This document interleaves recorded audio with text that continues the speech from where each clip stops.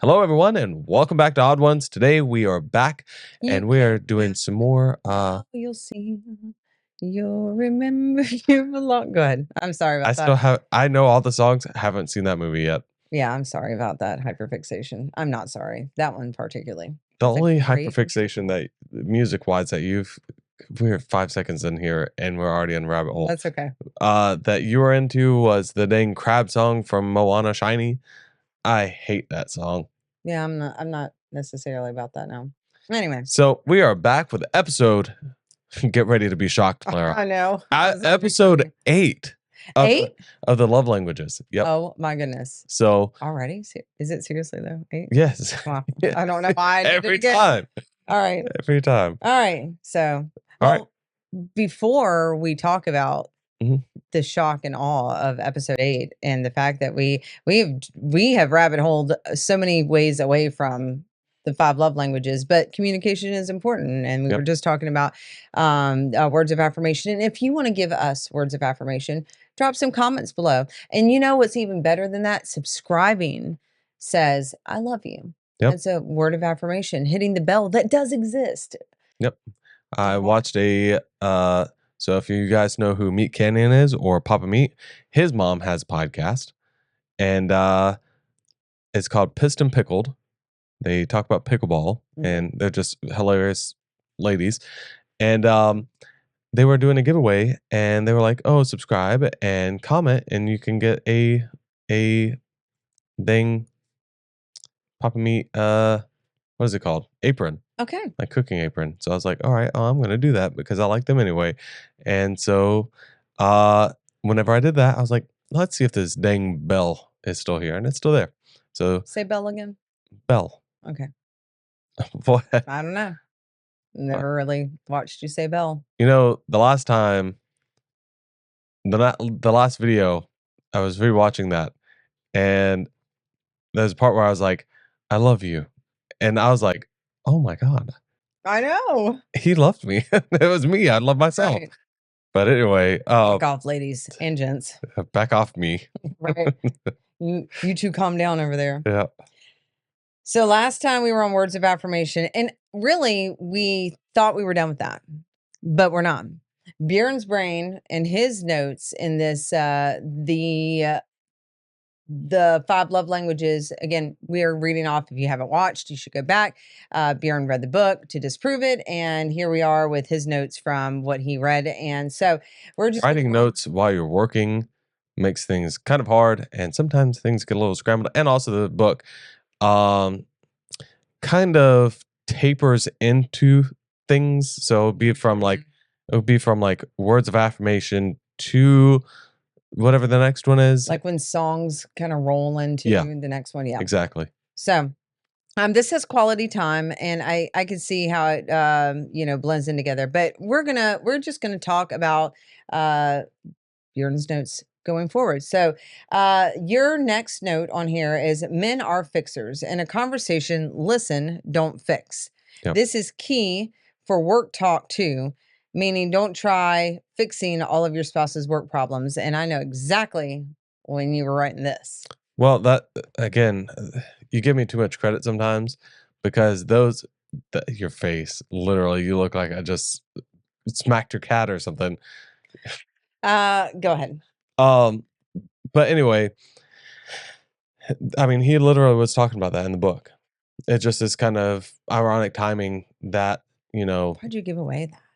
Because I can't take credit for something that I didn't come up with. But one thing that anytime I hear that, it kind of harkens back to in my mind is my mom, and maybe I should go back and read this book too. So, wow. Cat. But my mom read the book, Men Are From, what is it? Women Are From Venus. Yes. And in that book, I mean, she told me this whenever I was like probably 13 years old. And in that book, she quoted, men are fixers and women don't always want you to fix things. Sometimes they just want to vent and to be not even understood, just heard. And I'm not perfect at that all the time, but I try to take it into consideration, especially if we practice what we've been what we've been trying to implement, Mhm. which is whenever you come to me and you're just wanting to vent, and maybe you don't realize that until halfway through the conversation, and that's okay too. But as long as whenever you realize, hey, I'm not looking for you to fix my problems, just tell me that so I can go into, okay, I'm just listening mode and not trying to fix or trying to come up with solutions. Uh, I think this is, and there is a 5 love languages for loving your kids. This is something I did not realize about myself. And we have been able to teach the kids that, and the kids have been able to help me recognize I am, and it's all of its ADHD glory, you tell me a story and my mind immediately relates to that. Hmm. And it's not a make it about me. It is a I truly get it. Yeah. Like, and I can understand what you're saying. And so when somebody like the kids are venting, and often they don't realize they're venting Hmm. either. They're doing better about, actually really good about that, saying I'm just venting. Yeah. And it happens in the middle of the conversation. But us being able to put into practice, and I don't think we really said that. Um, I don't think men are always fixers, just like I'm not always Yeah. a opposite of that. Venter. There are times that you're venting and I'm trying to fix. Yeah. So one of the things that we learned when it comes to communication, and words of affirmation rolls right into communication, um, is that setting an expectation in a conversation about what's going to happen. Hmm. Um, Coming to somebody and saying, "Hey, I just want to vent." Number one, somebody's got to be ready for that. So Yeah. respecting the other person, and maybe they're not in a headspace to hear that. I mean, that's okay, even if it is your spouse. So you try to do the best you can. And then, secondly, to that, letting that person know, because then you get agitated.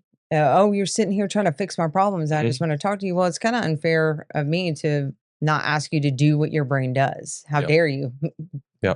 do you? Um, and then the specific part that it was talking about there with the work situation, a lot of times, what I'm figuring out is with work specifically, probably more than 50% of the time you're coming to me venting. You're not actually, well, in the current job that you're in, there's a lot of things that we do together. And so there are things that I can actually help you with, but a lot of it is venting. And there's really not too much, especially in your last job position. There's not much that I could personally do to help you aside from just be there to be a listening, a sounding board, as you say. Mhm. Um, and Validate me by talking crap with me. yeah, like getting into the gossip. But realistically, there's not really much as spouses that we can do for each other in our job situation because ultimately you have to go and do that thing. Like if I'm listening to you, you have to go do that thing. I can give you advice, I can do these things, but really you're just looking for somebody to listen to you. Right. Um, and I want to rewind a little bit. I don't know. Can All you cut right, that out, you no, please? I'm gonna play that in reverse, and you're actually gonna be saying everything in Oh my reverse. But gosh. so used to I used to do. I used to think it was so stupid to have to use keywords in conversations because it's like, okay, some of these things should just happen naturally. Right. But as time goes by, we implement things and they actually help and they do things. So I could definitely see where somebody, especially a younger person, will look at this video and be like, oh, that's stupid. Like, you expect me to go into a conversation and be like, oh, I'm venting here. Um, and it's like you said, that's setting expectations, and that is a huge, huge help if you actually utilize that. Because if you don't, then you're gonna have expectations, and they're never gonna be met. Unmet expectations. And then there's gonna be a breakdown in conversation, and probably lead to argument. Especially if the person coming into the conversation is already agitated. Yeah, Like, I'm not coming in here to just be like, "Hey, I'm in a great mood. I want to vent." And then all of these things happen. Sorry, we have a heavy breathing dog. I feel like somebody was creeping on me. Um, but here I'm just wanting to get this off my chest. yeah, And now you're in here trying to fix something that you have no context about, like what it's actually like. And your ideas might be 100% valid. And yeah, so it takes it from a moment of where you need support. And just need somebody to be like, yeah, F them too, whatever Yeah. it is. Or, sometimes tell you that maybe you're being a little irrational, but not in that moment. Yep. Just let me have That's my true. feelings. I think a little side tangent. I A think we need side to. tangent on this podcast. We are not on a train track. I can Okay. tell you that. You are not wrong. I think it would be important for us to make a video about, like what? Sorry, I was just thinking, isn't a roller coaster essentially a train track? And that is not Yeah, it is. linear. So anyway, go on. So I think it would be important for us to make a video about like keywords that you could use in a conversation, like I'm venting or hey, timeout or anything, any of those things. I think it'd be Upheaval. yeah, that's a big one. Because again, I could definitely see where Make a note on that. if somebody is going through it and their partner doesn't understand, but they understand these words, coming from a different perspective, because there's a lot of times where you and I have had conversations and one of us tells the other person a piece of advice, but then they hear it from somebody else and it's like, oh, listen, I just said this one thing or I heard this one thing. And the other person's like, oh, yeah, I just said that like 2 nights ago. So just getting a different perspective, just a different voice of saying it sometimes is a huge help. So, that is definitely a video where, again, don't ever weaponize our stuff, please. That'd be absolutely great of you. Um, but instead say, hey, I would like to sit down and watch this video with you to better our communication and, help us come up with words, essentially safety words in our conversations so they don't lead to arguments later on. Right. Um, when immediately I know I'm the offender of the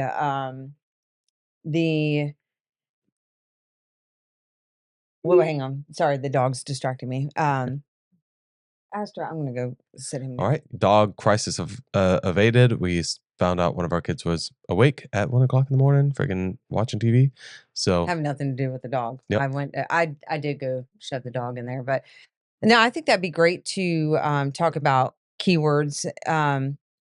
It is so again with words of affirmation, it is so powerful to be able to have these tools. And when you don't He's know, back. you don't know.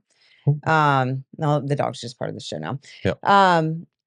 Like saying I'm venting, and it takes practice. You come into a conversation, or I feel, or time out, and asking permission, like, is now a good time? That's been something that has been very powerful for, at least for me, not only in the quality of our conversation and tying it back to words of affirmation realistically, is that if words of affirmation are important for you and we've already accomplished, it's not just about saying nice things, it's about being supportive, giving those words that are needed. You're going to set yourself up for failure when you are going into things with the expectation is the word I want to use, but the desire to have these words of affirmation, and you're not sure that you haven't asked the participating party that's supposed to be giving them Yeah. that. You see all kinds of TikToks with people talking about how to better communicate, and I'm sure we'll get to that whole a podcast about that. Yeah. But To touch on what you just said, which is, asking if this is a good time to have this conversation, it is super important. And this is something that I'm guilty of, to be honest with the person and say, no, this isn't a good time to have this conversation. Don't say it like that. Don't be a butthole like me, but say it politely. Hey, right now it's not really great. Let's talk about it in an hour. Give a time frame, give them an understanding that right now it's not great, and meet that expectation. Because there has definitely been times where you're like, hey, can we have this conversation? Is this a good time? And I'm like, yeah, because I want to get it done.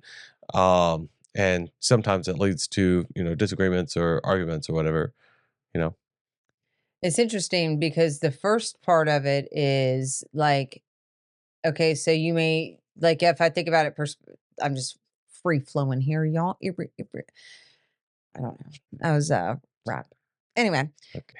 when I come to you and I say, "Hey, is now a good time to have this conversation?" and you say, yes, even if you're hesitant, Mhm. the the two reasons you might do that are, one, like, you want to be supportive of me and just, get it done.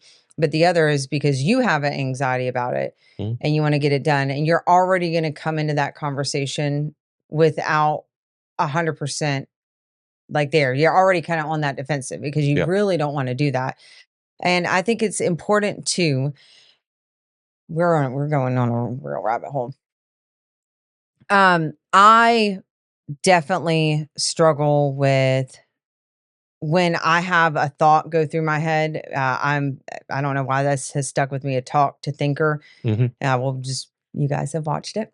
As things unfold, I really like to be able to discuss things. And when I have a aha moment, or there's something heavy on my heart, or there's something that I feel like I can't resolve within myself, I need that other person to participate. I will come into a conversation, and it's not really a good time for me. Mhm. And it is so important for you as a person, an individual, if whether you're in a relationship or not, to be able to sit in your own emotions, Mhm. and to be able to feel something and wait for an appropriate time, or and not even I think a general rule that you could put into play, and I'm going to try this for myself and I'll come back and let y'all know, is if I'm feeling something pretty big, and unless it is like emergency, or like there's no qualms about it, like it's this big and there's nothing that can resolve it until we talk. Mhm. But even then, saying I'm going to give myself an hour, Mhm. because the fight or flight, all those anxiety feelings, sometimes it is hard. It is hard to sit in that kind of pressure when you feel like you need to talk about something, even if it's minuscule. But Mhm. when it's a bigger thing, to sit for an hour in something, you feel like you're going to brood in it. And I'm just, the Yeah. longer I sit, the angrier I get. And that may happen. But being able to sit with something alone, Mhm. and knowing, like, we'll go back to the example that you gave, where, I come in here, "Hey, can we talk about something?" And you say, "No," not in the butthole way, but, Yeah. Not right now. not right now. Yeah. And then you do give me an expectation. Can we come back to this in an hour or Mhm. so? Or maybe you're just having a really bad day and you're like, is this something instead of saying no, we could talk about it tomorrow, you could always say, "No, is this something that we could talk about tomorrow?" Mhm. And then it's my responsibility to decide if this is something that I could set with, because now I've learned to do that. Mhm. Or is it something that is dire? Like, is somebody going to die, or am I going to have to? One of the things I struggle with is not being able to tailor Yeah. the emotions, um, and being able to know between the two of you, like, and maybe this is something that I guess we can talk out now, or figure out, or come back when we have an answer. But what do you do when it is something that, like, if you wait till the next day, that you're not going to be able to be who you are with that person? I wonder what you do with that. Hmm. If you have thoughts on that, uh, we'll give an example. Um, I cooked dinner, and or you cooked dinner, and in there I found a hair. I do not think this is going to be a good example, but I'm just going with it. And I thought, like, maybe there was something really messed up with that, and like, you've Mhm. been exhausted. And the more I think about it, the more I'm like, oh, there's another hair here, whatever. Like, now I'm concerned that, like, this is detrimental to my health. Yeah. And you are clearly not in the mood to talk about it. Yeah. How do I decide? Do I wait? And what if it was just a mistake? Like, what if it's no big deal, but it becomes this whole issue that you weren't ready to talk about? I What do you think do? I think at that moment, a perspective has to be taken into consideration. There are things that are emergencies that do need to be talked about in the moment, Mhm. but in other aspects, even if it feels important in the moment, it's I mean, it really is like what my mom said about the house. It feels like we have to get the fence done right now. It feels like we have to get the siding done right now. It feels like we have to get the deck done right now. But we're going to be here All the things in for my the brain. next 30 plus years. Those problems are still going to be there and new problems will come up. But we'll be able to tackle one at a time without having to put ourselves into debt. It's the same kind of thing. Emotional debt, mental The debt. the your expectation, unless it's you go into a relationship, hey, this is not going to be serious long term, but we're considering this as a marriage or a long term relationship. Um, Till death. yeah. So at that point, depending on the situation, like obviously if you see where they're talking to another person, well, that's something that needs to be brought up right then. I don't really care how you feel in the moment. We're going to talk about this. Because you have done something that negates. Egregious. Yeah, yeah. Yeah. But if it's something, maybe he said something in a rude way, Mhm. at that point, hey, if you don't want to talk about it, I don't really want to talk to you for the rest of the night. That really hurt me. I'm going to leave it there. I don't think, I don't even know if that's fair though, because what you do is you throw out, like, if that happened to us, right? If you said, "Hey," it almost feels like an ultimatum, but it's also setting the boundary or the expectation. Like, if you came to me and said, "Hey, can we talk about this?" And I'm like, "This is really just not a good time." Yeah. Like, and I don't know that I have the bandwidth to talk about anything serious. Yeah. And if I'm willing to say that you have something to talk to me about, and I like can't, like, there must, for me, there must be something going Yeah. on. Um, or maybe you both are emotionally spent, whatever it is. But to say to someone, okay, well, you did this and I'm not going to talk to you for the rest of the night. Well, it's either where I'm getting at with that is it's either, and I'm not saying this is something that you would say to the person, but it could be an internal battle where it's like either we're gonna talk like I literally can't hold it in. Right. I'm gonna be angry and I can't fake it. Right. So either we're gonna end up talking about it or we're not gonna be able to talk at all. And it's like at that point, I'm not saying you can't be around the person, but having that being real with them and saying, hey, because this is so frustrating to me, I can't really have that conversation with you. If you want, we can watch a movie. I don't really want to talk during the movie, but we can watch a movie or go to sleep, kind of thing until you're ready to talk about it. Um, so where I was going with that analogy though is, certain things can be discussed later on. It might not be with the exact same emotions or high intensity that you had, Mhm. and you might be losing a little bit. Or worse. You might be losing a little bit of the message that you're trying to get across with that intensity, but you know, long term, you're building a better relationship by holding off on that. Flip side, because we had a moment not too long ago where there's a lot of intense things going on, and I told you, hey, I cannot handle any more deep conversation. Right. But something came up. I can't remember what it was now. Like that's how how it is. It's like, you know, you think something's super important in the moment, and then later on, it's kind of like it was important, but it was it like for me personally, was it that big of a deal? But anyway, whatever it was important, Mhm. and I had put myself to the side and say, okay, we're gonna have this conversation because we're not gonna be able to move along in our relationship long term unless we have this conversation. So as long as you have the understanding that, hey, I'm not really at the point, I can listen and I can understand what you're saying, but the responses I'm going to give might not be the best. And as long as both of us are at that understanding and I can call plenty of timeouts throughout that, then I should be okay, Right.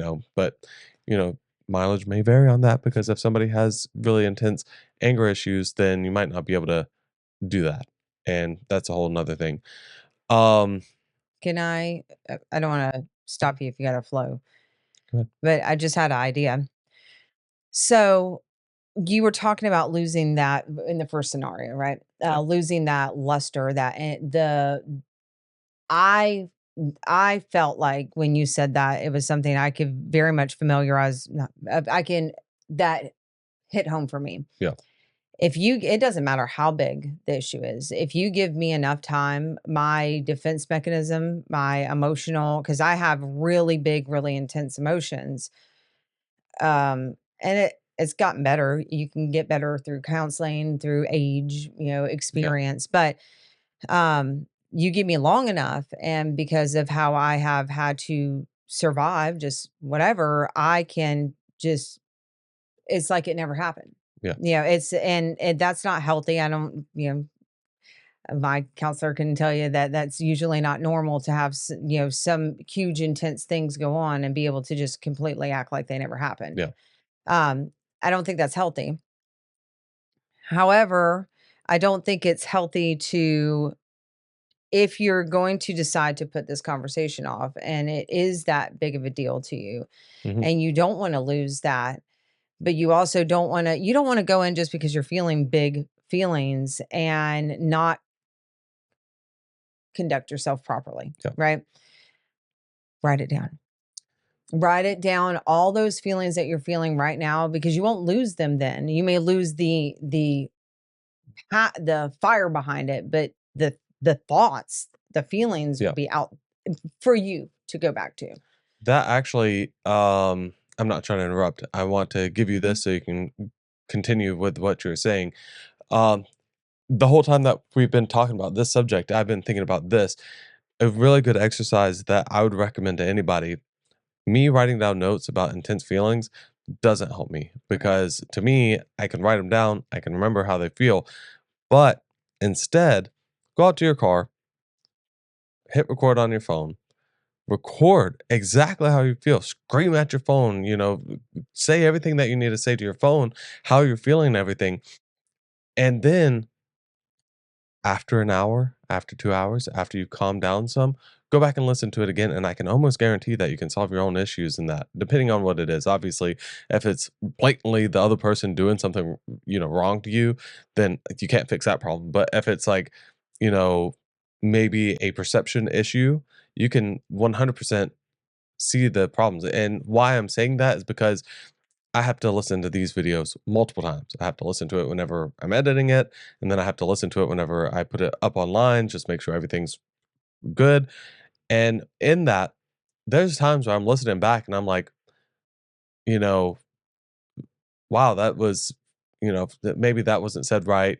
Or like I can already tell in the in the video that we just recorded, there's sections in there where I'm like, yeah, maybe I shouldn't have said it that way. But then there's a lot of times where I'm like, oh, that's actually solid advice. Mhm. So that's what I recommend, and then you can kind of, like, create a game plan of how you want to actually say what you're wanting to say instead of just going in there, burning a fire, and just throwing gas on there. You can go in there articulate and calm. That way, the other person can't say, "Oh, well, you're overreacting," and, "Oh, you're always like Yeah. this," and all this other stuff, or, "You're being crazy," or any of these different things. No, you're gonna go in there extremely articulate and say, "This is how I feel." Right.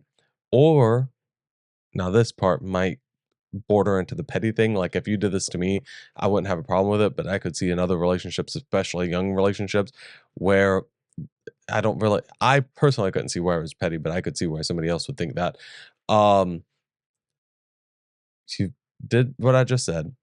You practice that exercise, and, by the way, the first few times that you do it, it's gonna be extremely awkward, Yeah, I wanted to but say something to that yeah, when you're done. it's gonna be real awkward, just like the first few times that we recorded. Like the last video, it's been a week since we've recorded. I'm like, I have a little bit of stage fright, so it'll be awkward. But after 5 times of doing this, it'll be like, oh shoot, this is like therapy at this point, and it's not awkward. I'm not sending it to anybody, anything like that. But um, so you have that intense one. You sit down with a notepad and write out the bullet points. And then you create a new video rationally speaking and saying the points that you need to say, and then say, hey, can I show you this video that I created? You know, this is how I feel. And then they can watch the whole, keep it at 5 minutes, 5 or 10 minutes, and they can go and watch the whole thing. uninterrupted. You're not interrupted. All of your thoughts are out there. Hmm. And then you can have a discussion about those points. Yeah. Um, I think that's really good. And I've encouraged the kids to, even if it's not a video, audio recording or writing, whatever Yeah. works for you. Everybody's different. It is going to be awkward. Yeah. Whether you're writing it out, whether you're recording it, it is a natural for a lot of people. Conversation, communication, emotions are all like the hardest things you have to deal with. Mhm. And something you said about the house and like long term, when you are discussing something that impacts your relationship, you really do have to keep in perspective. Like if you're with somebody right now that like maybe you're already married, legally you in it to win it, right? Um, Whether you made that decision a good decision or not, or let's say you're dating or engaged or maybe you're single, just know that when you are engaged in two people with a commitment to one another at any level of legality, you have to remember that there are two of you. Mhm. And if you want the relationship to last and you want it to be worthwhile and you want to inspire that person or inspire one another um, to have healthy habits that last you for the rest of your life, right? You're going to have situations where you've got to like be aware of how you're coming across. Yeah. And your feelings may be 100% valid and they may be huge and big. And maybe that person did do something that deserves, in your mind, all that wrath and anger and rage. And I have definitely been guilty of just letting all of, I even at times had felt justified with that level of Same. anger and frustration. And it wasn't until last week where I put in all this work in counseling to be able to learn to identify my emotions, to know what I'm actually feeling. Like, why am I so angry? Well, I'm feeling angry because I feel unsafe, Mhm. or I'm feeling angry because I feel unheard or devalued, or whatever those feelings are. I don't know how we drop down a PDF, but the emotions wheel, this sounds super ridiculous. I understand that for some people, they're like, that's woo woo, whatever, Yeah. or hokey pokey. I don't think that's the word, but hokey, that's the word. Mhm. But knowing why you have these big, intense emotions that are not good to communicate in. Mhm. Now, did they help you in fight or flight situations sometimes? Most of the time, that's the amygdala survival. Yes. Like, Can I touch on the emotional wheel real quick? So this has kind of been a discussion between Lara and I. I think if you take the or emotion wheel or any vocabulary words based on emotion and kind of understand that as primary colors on the color palette, literally is actually on it. and then understand that certain people don't really operate in that. And that goes back to like Lara and I. She plays with the color wheel of, Colors of the wind. yeah, or the emotional wheel, should I say, where I don't really have that per se. I don't really know why, but the best vocabulary word that I have is putting I feel before whatever statement I'm about to say. Because Lara will say, I'll say I feel blank, and then she'll be like, well, that's not an emotional word. And I'm like, well, it is to me. That's how I feel. Like I feel, you know, whatever it is. I can't remember the example that we had where I wish Pet, I could remember Petty that. Me looked it up and I was like, actually it is a feeling word. But um And I yeah, still didn't get it. I can't remember what word it was. But anyway, that's all I wanted to say about that part. Well, I don't want to. I want to come back to that because I think that's important. And even if we only talk about this topic, I think it's so you can know each other's love language all day. If we quit the book right now with all the notes, and Mhm. which is not what I want to do. I think Yeah. it's important, but the things that we go on these tangents for are we are literally opening up our our life experiences, whether it be our past or our, he's trying to tell me every person who has a septum ring will tell you that it gets crooked sometimes. But this one is very Yeah, nothing you aggressive. can't not But is born in true South.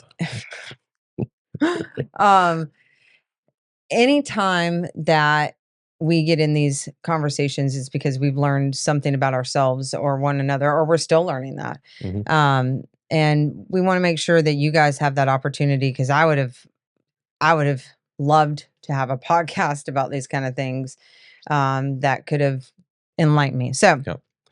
I back want I wanna do one more analogy real quick. Um, Going on to the house thing again.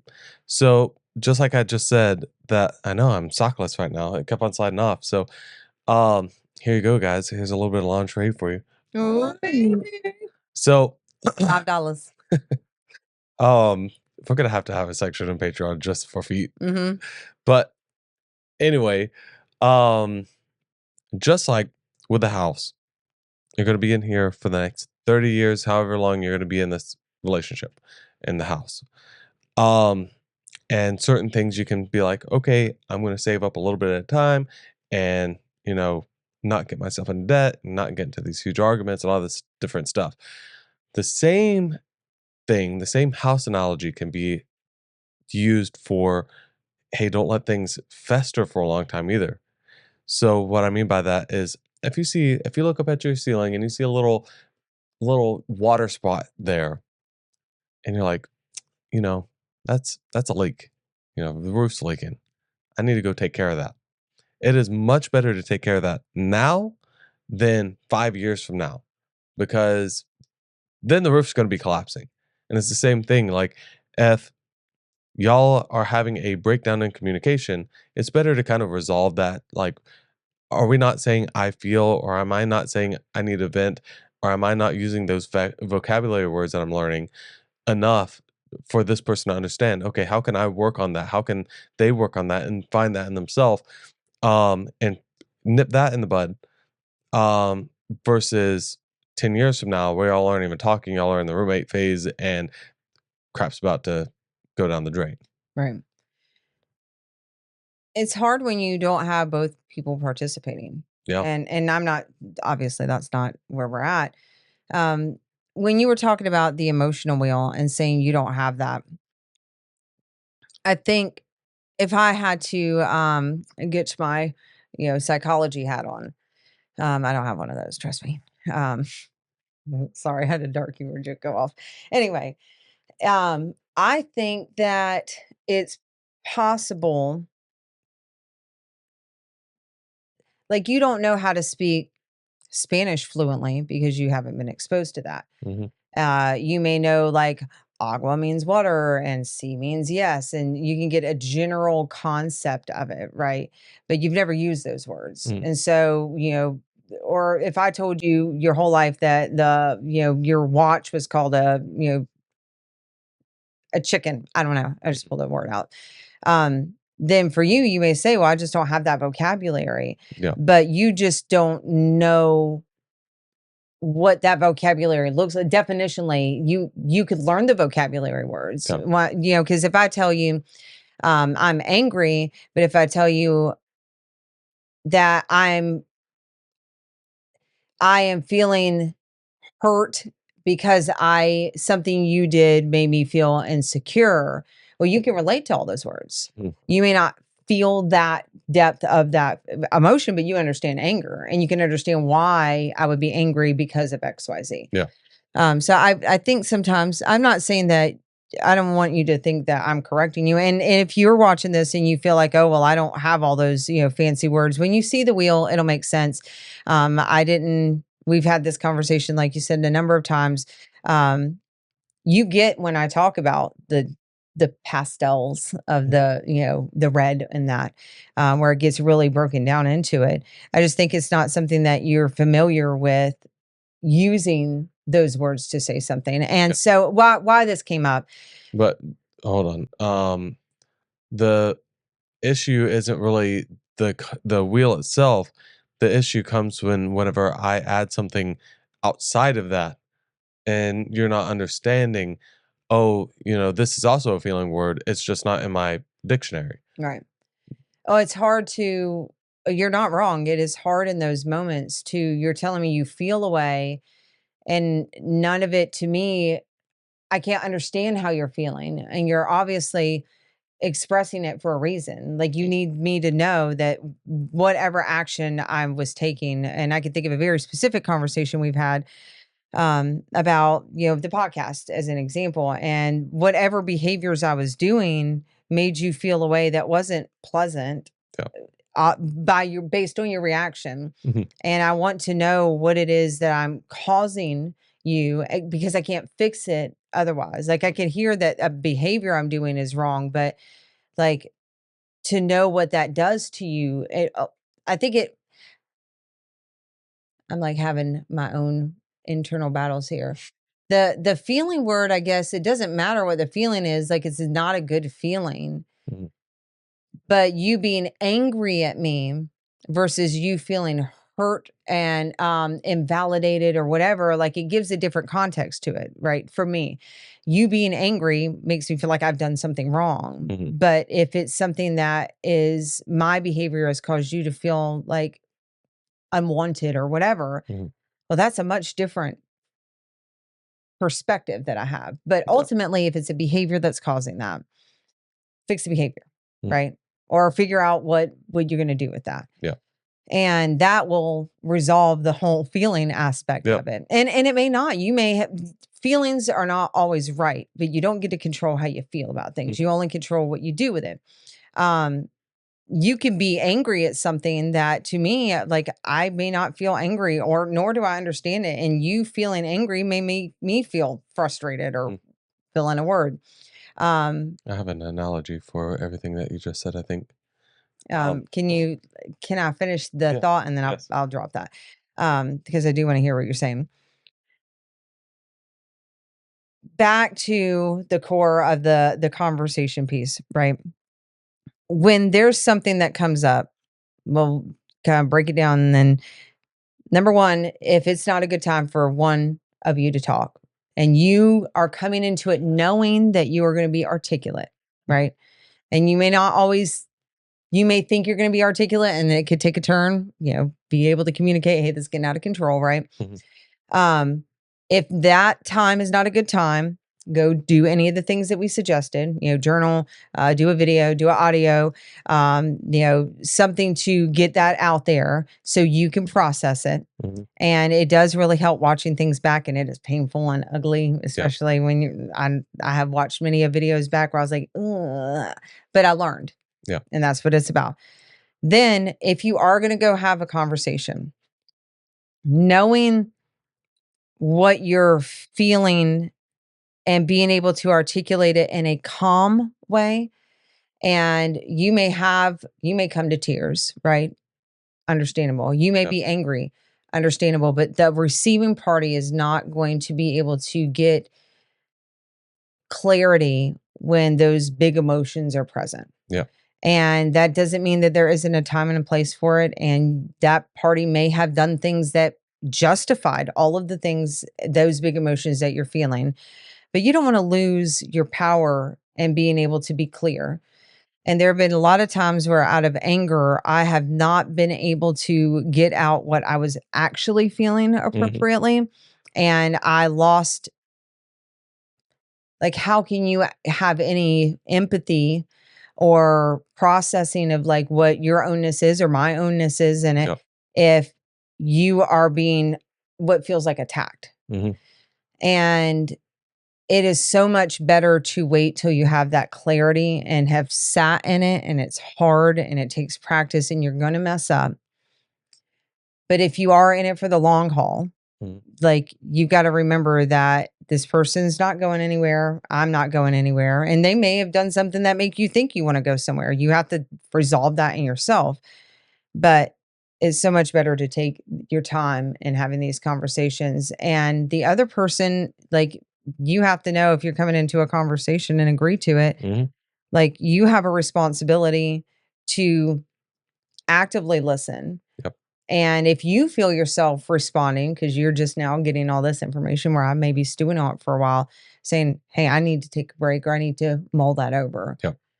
Um, Yeah, that I mean, I don't remember if it's this book or another one that I read, but that's flooding and stonewalling. mhm. You know, best case scenario, stonewalling. Worst case scenario, both of you guys are kind of Cuckoo flooding for Cocoa and Puffs. yeah, both of you are flooding and creating a tsunami or something. Um, but yeah. Something I just heard in a book that I've been reading, which ironically I thought did not have a whole lot to do with like communication, and it ended up having a whole lot to do with communication. Hmm. Um, when you are in a situation, like obviously if you're going to have a discussion about something, unless both of you were present in that moment and like experienced it together, if one of you comes into sudden knowledge about something or a sudden feeling about something, or let's say you were a butthole to me, Hmm. and the way that you said something and I didn't, like, you're really good about saying, hey, don't talk to me like that. Yeah. um and I still think that there's a way to address a loved one without having to be assertive. Some of us need that. But saying like we don't talk to each other that way, you Yeah. know. That being said, um, that if you are coming into a situation where this other party is finding out this information right now and you've had time to sit in it, Hmm. go away from a place where there's no outlet. Like imagine just sitting there hearing all this stuff and you have to sit and process things, Yeah. or you'll mess with something, or you'll your brain is going through things that are Sorry. okay. Something's going on. Okay. Okay. Good. I thought there was like something about to pop out of the corner over there. No. um they suggested that, okay, we are about to have a conversation that could be emotional. Let's go for a drive. That way you have something to preoccupy. And I don't think it works for everybody, but Yeah. taking yourself out of a place, like there's so many times that if we've had a intense discussion and then we have to go back to the place that we just had the intense discussion. Well, I don't want to be there. I don't want to be in that the the boom boom room is a good place, I guess. But in a place where I just feel like all this offense happened, Yeah. being able to get away from anything and just have a conversation, go for a walk where Hmm. you're expelling some of that intense energy. Yeah. And we've gone for a number of walks where even if we walk quietly, you know, Yeah. Yeah, that's why I mean, I made that face because I could definitely see where like you don't want to take a temperamental guy on a drive and then tell him everything that he's doing wrong because number one, if you come to him with that, he probably won't want to go on a drive because he's going to feel trapped in the car. And then on top of that, I mean, people freaking see red and then they'll just drive right off the bridge or something, you know? well, there's that kind of, I think that level of commitment to be able to do that is not for the young and in love and inexperienced in conversation. Yeah. Because if you're going to take anybody on a drive and tell them all the things that they're doing wrong, well, I would want to drive off a bridge too. Yeah. Jokes. I think if you have collected yourself, both of you have to do your part. Like you have to recognize it's okay to take time out. You just have to have respect for people and respect for yourself. You have to understand those feelings. You have to be able to hear and be heard. Hmm. And you may not always speak the same love language. Men are from Mars, women are from Venus, however you want to look at that. But it takes refining of both of you, and it's only going to be beneficial for your communication in the long run. And if you have kids, We both have to get adjusted for this one. I did I didn't know what I didn't know. And you grow up, and maybe I'm going to get the microphone in my mouth. Maybe you grew up in an environment where you didn't have good communication examples, and maybe you went through most of your life and didn't have good communication examples. If you come to knowledge that, oh, I have been doing this wrong my whole life, Hmm. you can fix you. If you have kids and they grew up with you not knowing, and you should always be exploring to be a better person and a better parent and a better spouse. you have this opportunity to tell your kids, like, hey, I know I didn't give you the tools. I'm telling you, I have me right now have actively done this in the last month. Telling our daughters, our son, I didn't know how to appropriately process emotions and communicate them. And that has led to me doing things or saying things that weren't articulate and were not really how I felt or not done right and Mm. being hurtful. You can always go back, and even sometimes that, they've moved out and they've moved on and maybe they've carried those behaviors with them, but you can always go back and tell them. Like, I've called Dayla and said, listen, I recognize I was wrong. Mm. I'm going to tell you what I've done to work on it. And it's going to be hard and it's going to take practice. And I'm not perfect at it yet, but I'd rather what I was doing was not healthy. It was not right and not conducive for a good relationship. Um, you have that responsibility as a parent Absolutely. to teach them these skills. It's not just about you and your spouse. Yep. You're not wrong. So, I want to go back to the analogy that I was going to mhm, say earlier, um, about the vocabulary words and the wheel. Um, there's certain time, like what you're pretty much saying is, sometimes you're trying to get something across. Y'all are both saying the same thing, but it's not really the thing that's being said that's the problem. It's the problem that's the problem that needs to be fixed. So, boiling that down kind of goes into what I'm about to say. If you have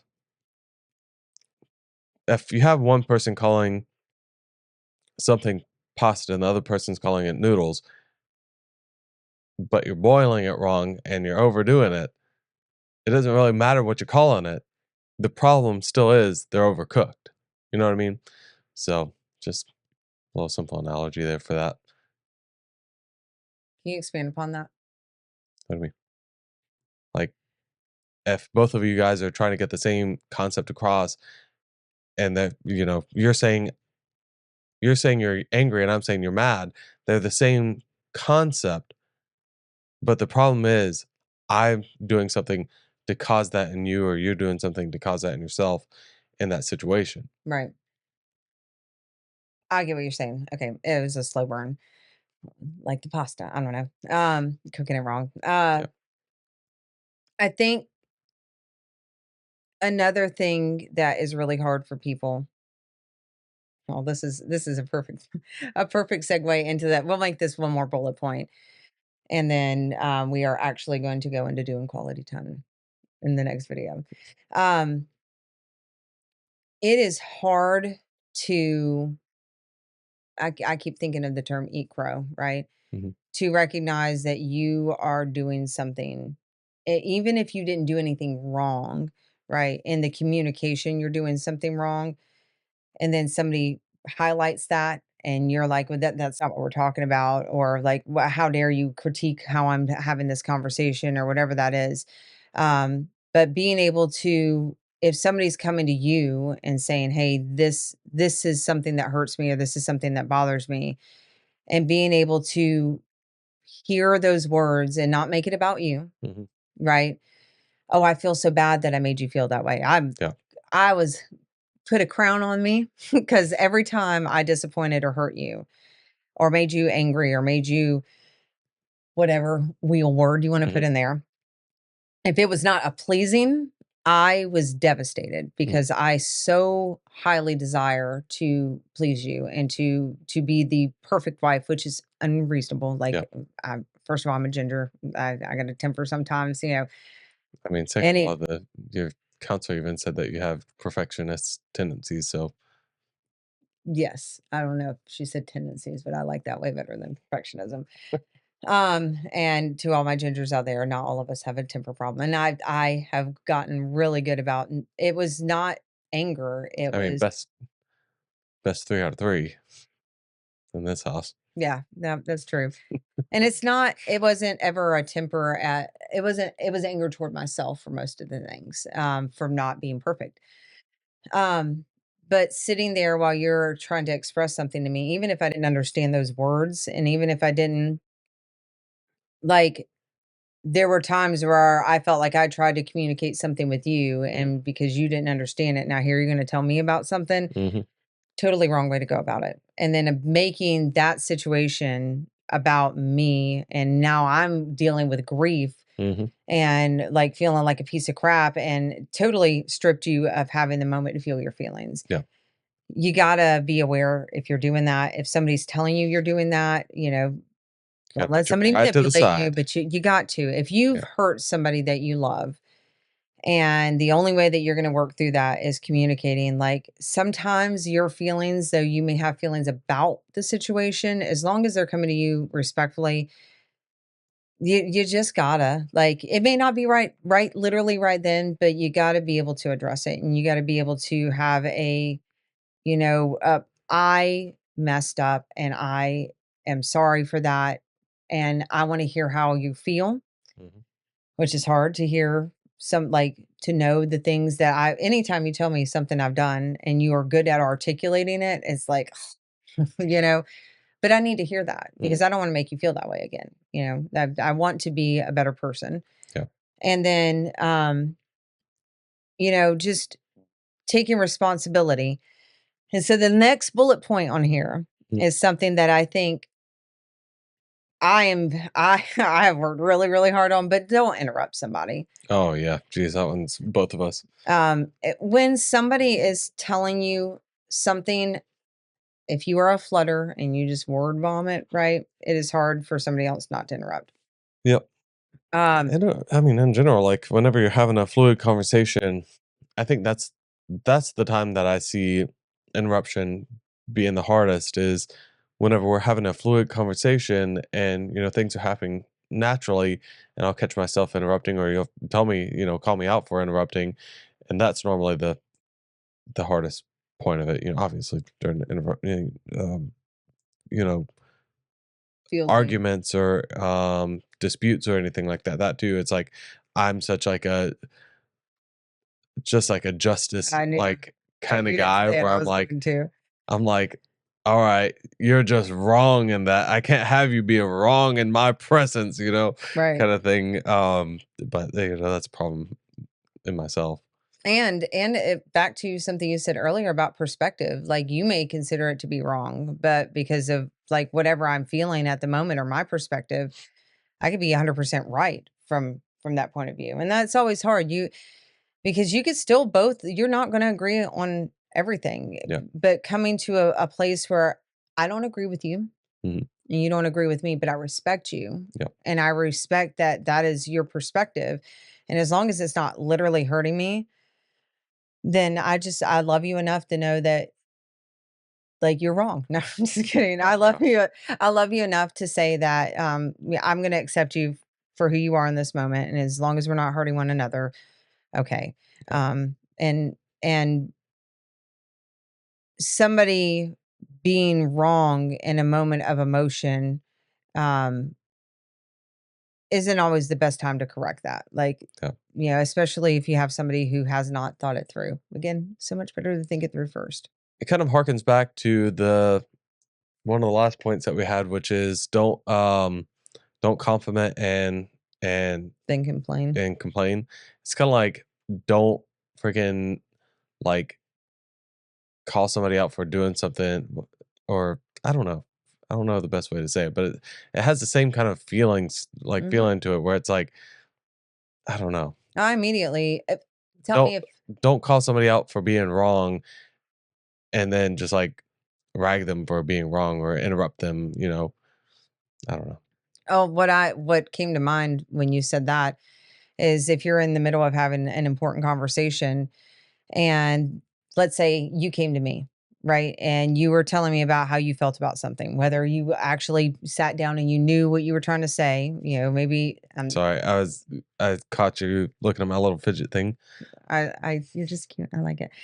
Um, and so here you're trying to you're trying to address your feelings, share that with me, which Mm. is vulnerability in itself. Like somebody being able to come to you and say, I want to share this with you because I want to resolve it versus just stuff it down or grow resentful. That's important. And then here you're trying to share these with me. And I'm like, oh, that's not the right word. Yeah, Right. yeah. Well, how? how invalidating is that? Like, here you're trying to give me an opportunity to work on something, Mhm. and then I'm essentially complaining about how you're doing it. Yep. Yeah, So, that's true. And that also goes back to the first part of this where it's like you didn't just directly say that you're trying to vent, but at the same time you did by saying, "Hey, I'm just wanting to express my feelings." That's the same kind of concept of, "Hey, I'm just venting here." And again, just because I feel like you're wrong in that, well, you're just venting. mhm, You're just telling me how you feel about it. That doesn't mean you have to be right about it, and we right. can have that discussion later. But in the moment, you're just looking for that you to be able to express how you feel without interruption or any other you know back and forth about it. And there are often times I think that you're actually really good at saying, "I could be wrong." And there for a while, I thought that was you just Being facetious. mhm, Yeah. absolutely. But when I realized, like, you genuinely when you say it heartfelt, like, I appreciate that. And there have been times I'm gonna air out my own dirty laundry. There have been times where I have said you had said that, and I don't know, hopefully it wasn't a lot of times, but you had said, "I could be wrong." And like, "You are," Yeah. and I don't know if you said that to me or I said that to you. I know I for sure said it to you. Um, if you're acknowledging the person saying, "I could be wrong," let him be wrong. Like, Yeah. it's okay if it's that important that you need to go back and say, "Listen, I heard everything that you said. Take ownership of whatever you've done. Don't interrupt them to get your point across and just say something that you said stuck out to me. And I feel like if you have this perspective, it may help with those feelings. Or is this something that you'd like to hear my perspective on? Because I might just want to be wrong as Mhm. long as it's not hurting you, you know, It always hurts me. I know. Just kidding. I'm just kidding. But being able to have a conversation. Yeah, it is interesting. All this fell under words of affirmation because again, the whole time when I first read this book, and even up until the number of times we tried to go like do this, I thought words of affirmation were, tell me I'm pretty, tell me Yeah. you love me, tell me I'm doing a good job, There's a lot to it. adore me. But to me, the whole context of words of affirmation means so much more. Yeah. I mean, it's like I said, it's so hard to I feel like people who have words of affirmation as their main thing really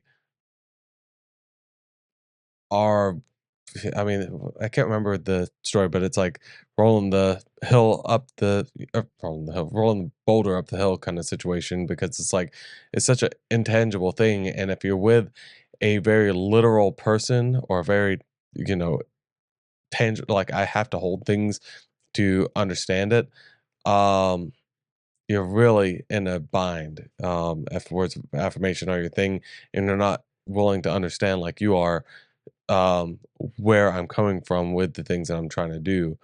Um, so yeah, Hopefully, if you are with a person who is literal, that you are lucky enough to be with a person that is willing to grow and try. And it may not be familiar to you, but as literal as you are, I've watched you try to interpret and grasp things that are intangible in ways that, in the best ways that you could, yeah. that you could.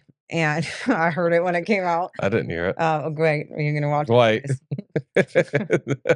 And we got here. um, can we go back to the? Can we go back and then both agree on the? If you're a person that says, "I might be wrong," but and then like you're just like a butthole about it, and like you're, or another one is, I'm just I'm just an idiot here. I don't really know, but here's my suggestion. And what you're really saying is, I'm the right one, you're wrong, and everything you're about to say is wrong. Can we just both agree that that person is an asshole and they're wrong in the way that they deal with things? I think if given especially the way that you said it, if that's how you're coming about it, another one that I thought of is, You and I both know somebody that does that. yeah, yeah. Listen. I could be wrong here, but But there are times where I say that and I literally mean like I could be wrong here. No, every single time I say that, I'm actually genuinely saying it. I'm saying Right. the people that are saying, I might be wrong, but here's my suggestion and I'm actually right. I'm never wrong. Right. That person, Right. you need to just stop. Okay, buddy. I'm adding I'm things to completely our sockless now. you are. He's pretty soon. You guys will be having to move to Patreon for the rest of this video. But I think that that's a really good. No, I'm gonna say we went back to words of affirmation and compliments, and he is just I'm doing all sorts of terrible things to you. I really do. Save that for the bedroom, lady. Okay. Wait a minute. Anyway, I was gonna go on another tangent. I don't know how that gets decided. Having from my experience, having been with somebody like in a relationship and seeing like what we have accomplished, especially knowing how polar opposite in so many ways operationally we Mhm. were, was, am is, or was, were. Wiz? Sure. But not the wizard. The Wizard of Oz, whatever. Oz. What is that? Wicked. There we go. Wicked, Yeah. Anyway, we can Y'all hashtag that and then we'll get some extra y'all views. can ask that movie. Um, it is kind of astounding to me the fact that we are sitting where we're at having conversations that we have right now. There's a lot of it in me that I have astounded myself. I did not know that that was possible. Mhm. But to watch you, who has self-proclaimed like, yeah, feelings, meh, words of affirmation, meh, not words of affirmation, 5 love languages, meh. Yeah.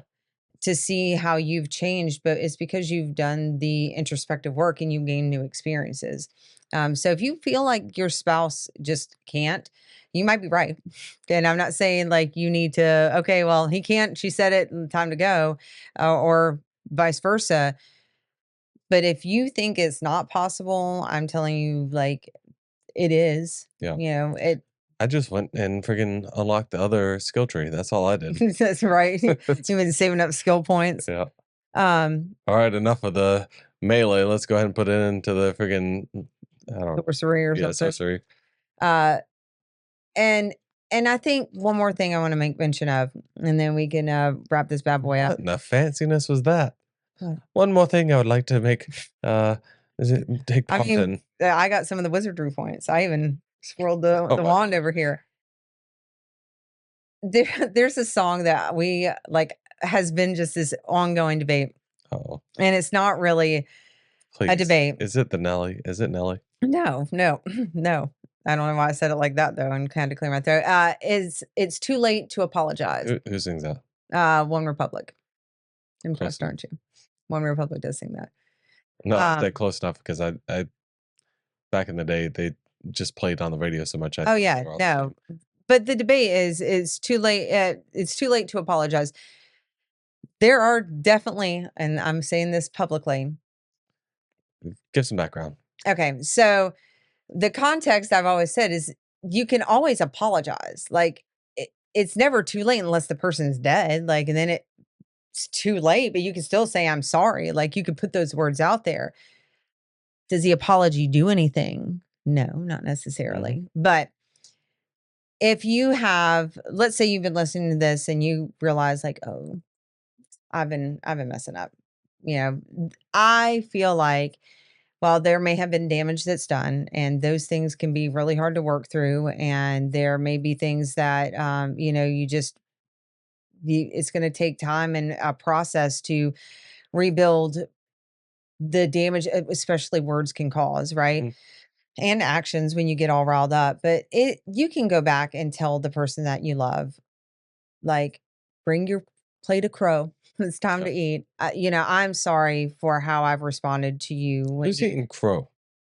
If somebody's hungry, a Viking. No, we wouldn't eat a crow. No. A raven would definitely not be. Anyway, Okay. Being able to come back and say, I realize I handled things wrong, and I've been doing it since the dawn of our relationship. There have been so many times I think about that you have tried to express your feelings, and knowing that you are still learning that, and that's a process. And I know you well enough that if I take my feelings out of it and just try to hear you, that I could have done a much better job of making it a conducive conversation, or something healthy, or that felt good to you, or that felt good to both of us, really. Yeah. Um, and and this was not meant to be a public apology, but I do think that it's worth saying, like, hey, I was wrong for that, and I want to do better, and maybe you can help me do better, or maybe we can work on doing better by ourselves, together, whatever that is. But I just want to be better for the future us, our kids, just me as a person. That's when Agree. I feel like it's not too late to come back. And maybe it's not apologize. Maybe it's taking ownership. Yeah, it's not the apology. I was sitting there trying to figure out a way that I could bring this into the conversation without, shoehorning it. It's not really the apology. Like, even dang, my fidget. Where the heck did it Get go? it with your toes, babe. Get it with your toes. Oh, Oh, I don't even have it's a gone. camera to It's okay. I'm not worried. I don't. I'm you not worried no, about but it. I am. Go Did my ahead. feet feel cold on you? No, they feel really soft though. Um, Go ahead. what? Boom. Oh Right my there. gosh! Look at this. Too late to apologize. It's okay. So what are you trying to bring in So, gosh, beside that fidget with your back it feet? up. Oh, I got to a cramp.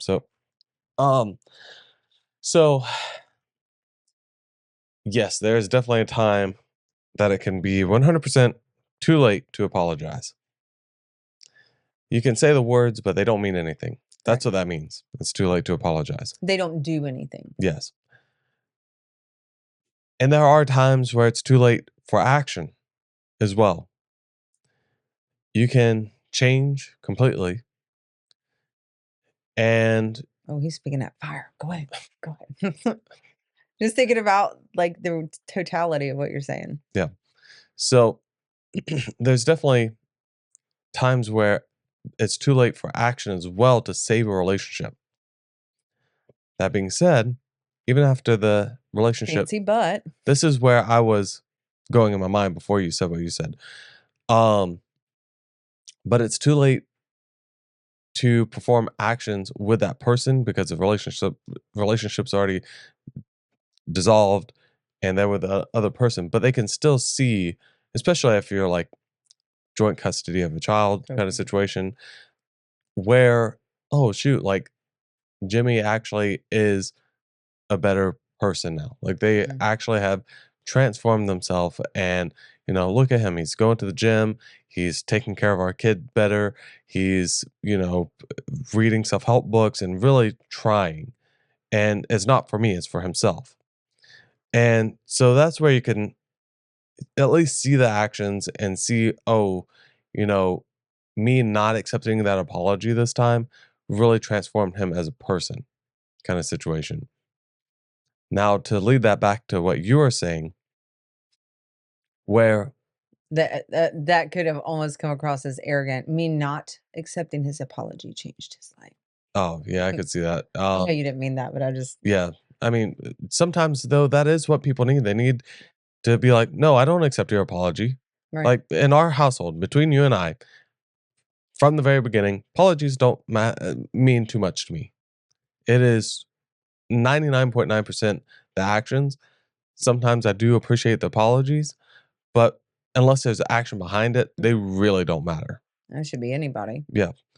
So whenever you're just talking, you're saying, talking about a relationship that is together. What? It was me. I went to say something and I like you were going and I caught the word in my mouth that No, you can hear audible click. Go ahead. like a bee Just in the kidding. hive. Um, so yeah, I mean, the same thing still applies to somebody that's in a relationship and they're still wanting to work it out. Um, there are definitely times where it's entirely too late to apologize. That you doing whatever action or doing that same action a million times can't really apologize too much unless there's actively change behind it. And I have things that I'm working through right now that it's too late for me to apologize for, but I'm taking ownership for it and I'm taking action for it, and we're working through it together in in this moment, you Mhm. know. I stammered there. I get that. I really do get that.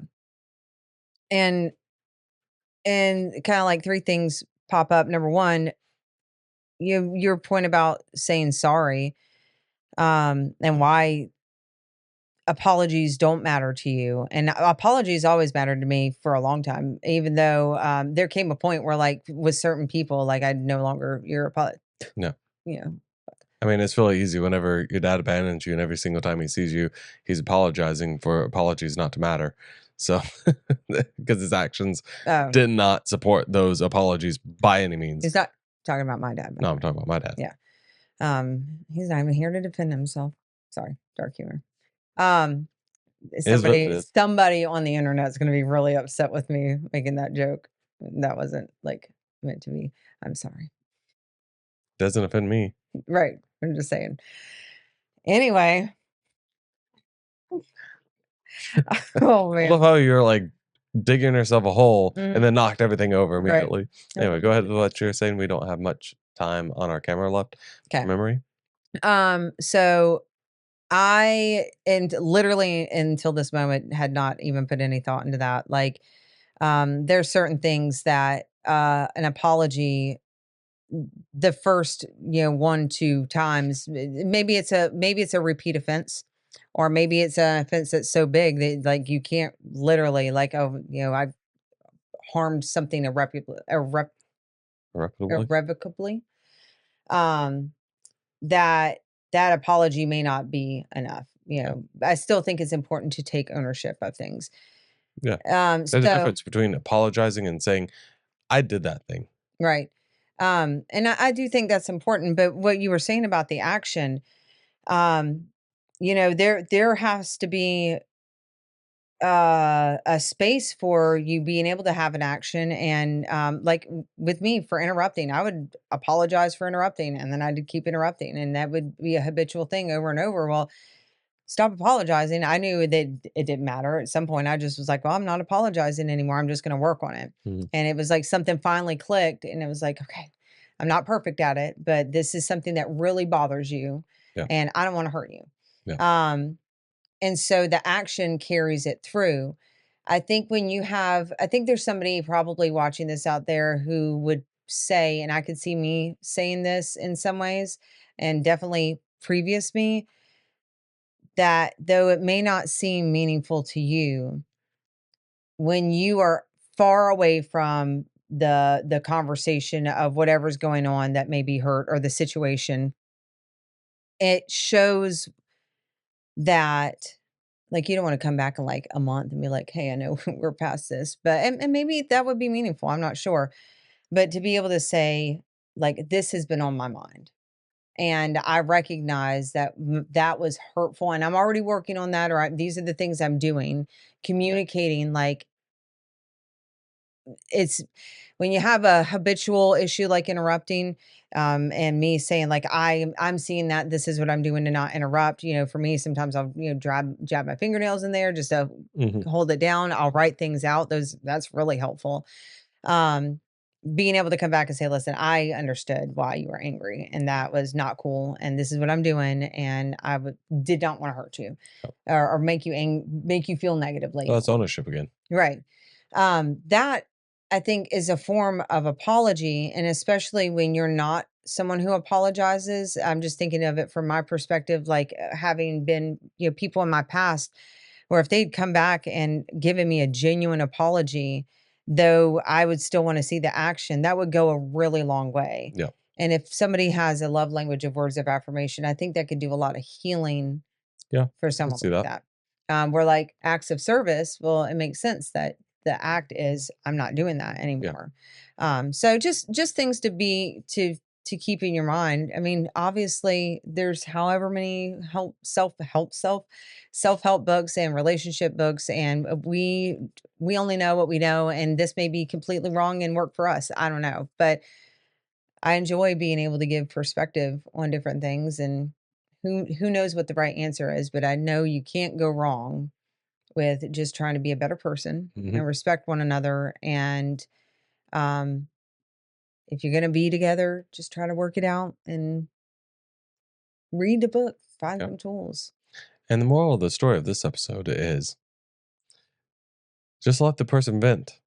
Let the person do their thing. Don't try to fix their problems, especially whenever it comes to work stuff. And use vocabulary words. Is there anything else that you'd like to add? No, be sure you check out the emotion wheel. Yeah. And if you have questions on it, No, let me tell you. if you have questions on it, I would really love, maybe head over to the Facebook page. We have the odd ones. The links are below. We haven't started back up the Discord, but at least for a community connection, we would love to hear your thoughts. And do you paint with all the colors of the wind, or do you have the restaurant 3-pack of Crayola? And you can blend those together. Speaking of Discord real quick, and this is kind of, I don't think many people are going to make it to the end of the video and be like, oh, let's talk about Discord, but I'm going to mention it here real quick, and then maybe we can make a dedicated video. If enough people are interested in that, and we see, in comments or on Facebook or anything like that, hey, we want a Discord, we might make a free general Discord, but we'll probably put that behind a paywall just because it's so much to maintain and make sure nobody's hurting other people and all this other stuff. Regular text. Yeah. Coming back there. But we'll talk more about that. Larra and I'll have to talk about that and come up with a solution to whatever. But Larra, let's hit that. Let's read that last little bullet point to just tantalize the whistle of the viewer. If you've made it thus far, you need to be tantalized. Titillized. Oh my goodness. I know. You can have a shot of my big toe here. No, you don't. Don't give that out for free. They got my knee though. Those are They're Urshy right now. They were sexy, but they were I was shocked. All right. So I think this is us actually moving into quality time. Do things your spouse likes to do, but you might not. Yeah. Like fun. Show them big toes. That's it. All right. And as always, stay a little odd. I still can't. We got to give you stay a little odd. And then you have something set after that. Hang on. I'm going to write that on my homework. Okay. Sayonara, suckers. All right, everybody. See you later. Stay a little odd. I'm going to just say that 8 times. Bye-bye.